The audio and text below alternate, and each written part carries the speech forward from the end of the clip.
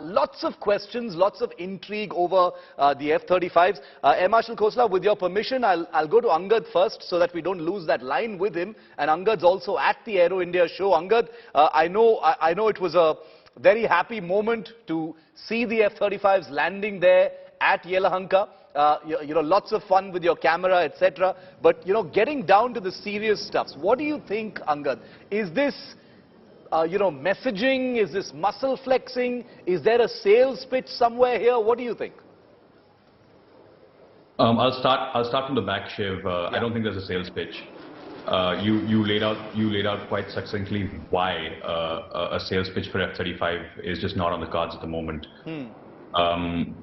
Beyond that, I think it's a way for the US to signal both to New Delhi and other countries that even if weapons sales aren't the cornerstone of a relationship, there is a cooperation and a collaboration at the military level between our two countries, India and the US. And I don't know if you know, but the US also sent a pair of B-1B yes. strategic bombers over Yelahanka today, and they're going to be flying over the air show over the next couple of days as well.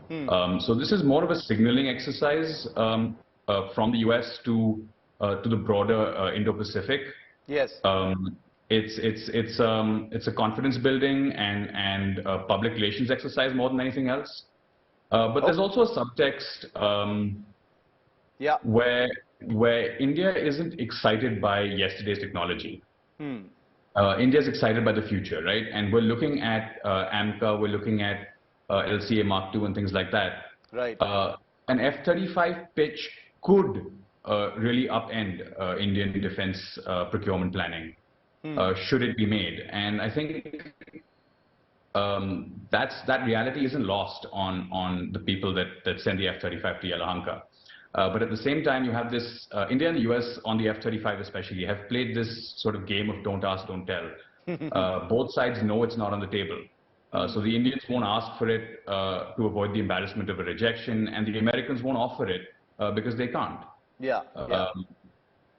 So it's an interesting situation right now, and as you say, I think it's mostly a muscle flex with a hint of, here's what you're missing. Okay, very interesting. So it's more signaling than a sales pitch. Air Marshal Khosla, you've been in the trenches of the Air Force. You've seen procurement, you've seen planning, and like Angad rightly said, there's a don't ask, don't tell kind of thing as far as the F-35 is concerned. As far as Indian procurement is concerned, you've usually seen US officials from the from the Pentagon or from Lockheed Martin say that that India considering the F-16 means that at the end of that journey there will be the F-35 waiting for it. That's as far as they've actually gone in pitching the F-35 for India. But what has the Air Force's experience been, sir, as far as the F-35 is concerned? Have there ever been conversations where it has been more than just placed on the table or hung in front of the Air Force?